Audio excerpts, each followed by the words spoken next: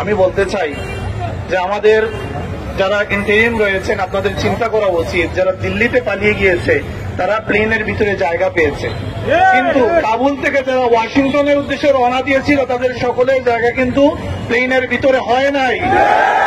প্লেনের ডাঙায় করে পালানোর চেষ্টা করেছে, প্লেন থেকে ছিটকে পড়েছে। আপনারা যে প্রজেক্ট হাতে নিয়েছেন এটা দিল্লির দালালির চেয়ে ভয়ঙ্কর হবে পরিণতি। থেকে পিছিয়ে আসুন। আপনারা কখনো মানবিক করিডোরের কথা বলেন, আমাদের চিরাং বন্দরকে আপনারা লিজ দেওয়ার কথা বলছেন। এখন যখন জাতিসংঘের এই মানবাধিকার কার্যালয় স্থাপনের প্রসঙ্গ আপনারা নিয়ে এসেছেন এবং আপনারা চুক্তি করে ফেলেছেন, তখন আমাদের বুঝতে আর দেরি নাই আপনারা ওয়াশিংটনের দালালিতেই লিপ্ত আছেন।